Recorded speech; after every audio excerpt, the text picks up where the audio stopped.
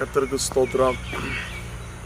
நீண்ட இடைவேளைக்கு பிறகு குட் நியூஸ் மீடியாவில் வந்துட்டு நான் சில செய்திகளை மக்களுக்கு சொல்லும்போது அதில் எனக்கு மிகுந்த ஒரு சந்தோஷம் இருக்குது.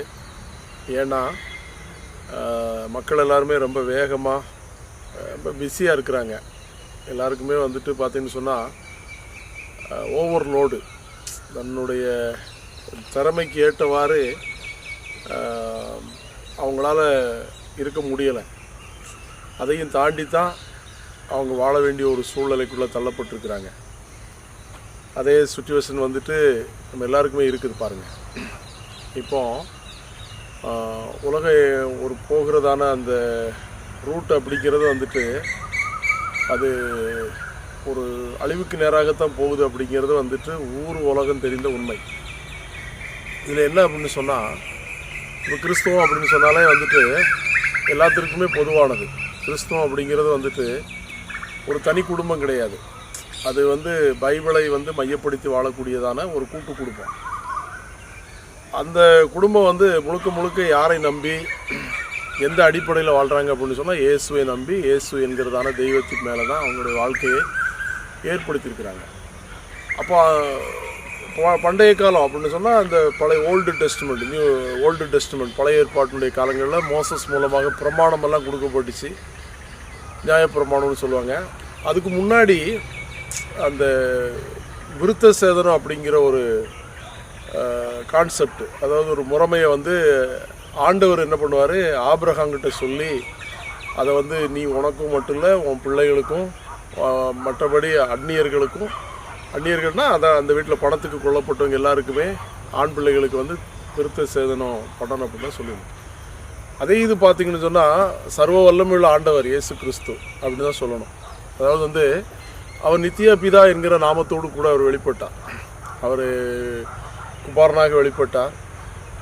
அவர் கொடுத்துருக்கிறதான அந்த பிரமாணம் அப்படிங்கிறது எல்லாருமே கை கொள்ள வேண்டியது. சபை கை கொள்ளணும், கவர்மெண்ட்டு கை கொள்ளணும், வாலிபர்கள் கை கொள்ளணும், அத்தனை மக்களும் கை கொள்ள வேண்டிய ஒரு பிரமாணம். இது கிறிஸ்தவத்துக்கு மட்டும் எழுதப்பட்டது கிடையாது. பார்த்துக்காங்க. இப்போ யூதா அப்படிங்கிறதான ஒரு புஸ்தகம் இருக்கிறது. அதில் ஒரு கேட்டகரியை குறித்து யூதா என்கிறதான ஒரு ஸ்டூடெண்ட் எழுதுவார். என்ன எழுதுவார்னா, இவர்கள் உங்கள் அன்பின் விருந்தில் கரைகளாக இருந்து பயமின்றி கூட விருந்துண்டு தங்களை தாங்களே மேய்த்து கொள்கிறார்கள். இதிலிருந்து என்ன தெரியுதுன்னு சொன்னால், அன்பின் விருந்துன்னு சொன்னால் என்ன, சபை கூடுகை.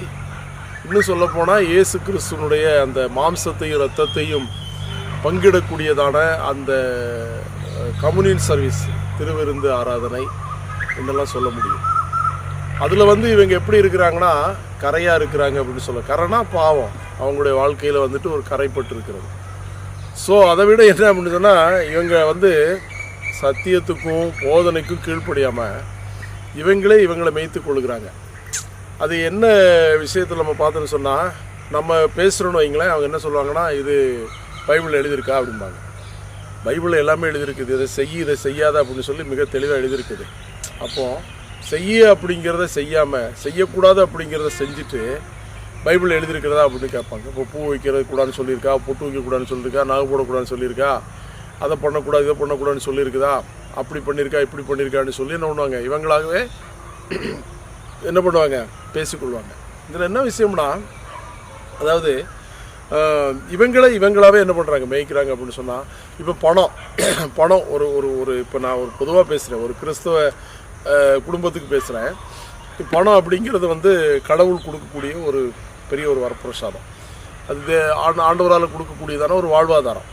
அந்த வாழ்வாதாரத்தை, அந்த பணத்தை, அந்த இன்கம் இவங்கக்கிட்ட வரும்போது இவங்களுடைய மனநிலை மாறும். இது இவங்களாவே யூஸ் பண்ணிக்கிடுவாங்க. ஸோ இந்த பணத்தில் இன்றைக்கி இருக்கக்கூடிய சர்ச்சஸ் சபைகள்லாம் எப்படின்னு சொன்னால், இந்த பணத்தை என்ன பண்ணுவாங்கன்னா, இவங்களுடைய ஓன் பர்பஸ்க்காக என்ன பண்ணுவாங்க, பயன்படுத்துவாங்க. இந்த பணத்தை விதவைகளுக்கும் திக்கட்ட பிள்ளைகளுக்கும் ஏழைக்கும் ஊனருக்கும் குருடருக்கும் சப்பானிக்கும் கொடுக்கணும். அதில் அவங்களுக்கு பங்கு இருக்குது, அதை பங்கிட்டு கொடுக்கணும். இந்த அப்போஸ்தலருடைய அந்த பிரமாணம் அப்படிங்கிறது பங்கிட்டு கொடுக்கறது தான். அதை இன்றைக்கி செய்வதில்லை, புரியுதுங்களா? ஒரு பொதுநல பிரமாணம் இல்லை, இருக்கிறவங்க இல்லாதவங்களுக்கு கொடுக்கணும் அப்படிங்கிற கான்செப்ட். அது இன்றைக்கி குழி தோண்டி புதைக்கப்பட்டிருக்கிறது. இதையெல்லாம் நம்ம வெளியில் கொண்டு வந்து மக்களுக்கு வந்து ஒரு தெளிவான ஒரு செய்தியை கொடுக்கணும் அப்படிங்கிற கான்செப்டில் பேசிக்கிட்டு இருக்கிறோம். கவர்மெண்ட்டும் இன்றைக்கி ஒரு வித்தியாசமான கோணத்தில் போய்கிட்டு இருக்கிறது. இன்றைக்கி அரசியலும் அப்படி தான் போய்கிட்டு இருக்கிறது. இப்போல்லாம் புது புது கட்சிகள் வந்திருக்கிறது. நாங்கள் தான் என்ன பண்ண போகிறோம், நாட்டை ஆள போகிறோம் அப்படின்னு சொல்லி அவங்களே என்ன பண்ணுறாங்க, ஒரு ஜெயஸ்தம்பத்தை நாட்டி கொள்கிறாங்க. பண்டைய காலங்கள்லாம் வந்துட்டு கடவுளால் அபிஷேகம் பண்ணப்பட்டவங்க தான் என்ன பண்ணணும், ராஜாவாகவே இருக்கணும். அப்படிப்பட்டதான காலங்கள் தான் இருந்துச்சு. இப்போ இன்றைய காலங்களில் வந்துட்டு மக்கள் ஓட்டு போட்டு என்ன பண்ணுறாங்க, தலைவர்களை ராஜாக்களை என்ன பண்ணுறாங்க, தேர்வு செய்கிறாங்க. அவங்க வந்து என்ன பண்ணுறாங்க, பணத்துக்கு மேலே தூங்குறாங்க, பணத்தை வச்சு ஆட்சி பண்ணுறாங்க. அப்படிப்பட்டதான ஒரு கான்செப்டெல்லாம் இன்றைக்கி மாறிட்டு இன்றைக்கி இளைய சமுதாயம் ஒரு சீர்கேடான ஒரு நிலையை நோக்கி போய்கிட்டு இருக்கிறது எல்லாமே நம்ம பார்க்குறோம். ஸோ இதற்கெல்லாம் ஒரு விடிவு காலம் வரணும் அப்படின்னு சொன்னால் வந்துட்டு கிறிஸ்துவின் சரீரமாகிய சபை, ஊழியர் செய்கிறவங்க, இயேசுவின் பிள்ளைகள் எல்லாரும் நல்ல தெளிவடைந்து அவங்களுக்காக பிரார்த்தனை பண்ணி அவங்களுக்கு நல்ல புத்திமதிகளை சொல்லி அந்த ஒரு கான்செப்டில் வரணும் அப்படிங்கிறது தான் எங்களுடைய ஒரு பிரார்த்தனையாக இருக்கிறது, எங்களுடைய ஒரு எதிர்பார்ப்பாக இருக்கிறது. அதுவே பரலோக தேவனுடைய ஒரு எதிர்பார்ப்பும் அவருடைய ஒரு விருப்பமாக இருக்கிறது. அந்த மாதிரியான காரியங்களை செய்வோம். இப்போ நாங்கள் எதர்ச்சியாக தமிழ்நாட்டுக்குள்ளே வந்தப்போ ஒரு தென்னந்தோப்பில் நின்று பேசணும்னு தோணுச்சு. ரொம்ப நாள் ஆச்சு மீடியாவில் பேசி, கேமராவில் பேசி. இன்றைக்கி பேசியிருக்கிறோம். குறைகள் இருந்தால் தயவு செய்து என்ன பண்ணுங்கள், மன்னித்து கொள்ளுங்கள். அடுத்து நல்ல வீடியோ பதிவுகளை போடுவோம். ரொம்ப பிரயோஜனமான சத்தியங்களை வந்துட்டு நம்ம கேட்போம். கடவுள் நமக்கு கிருபை செய்வாராக. ஆமீன். God bless you.